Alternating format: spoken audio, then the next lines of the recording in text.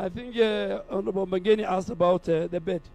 What happens is that from our dashboard, and governors have dashboard, Governor Nasir is here. When the hospital bed occupancy is getting full, our digital system shows red. And we advise the hospital either to do two things. Either to discharge the patients who are okay, to create bed occupancy, or to transfer the new patients to the nearby hospital. The system will talk to that hospital.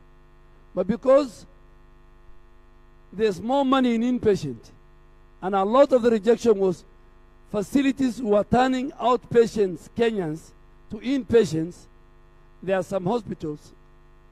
We have even closed in Nyamira and other parts of the country because of turning outpatients into inpatients.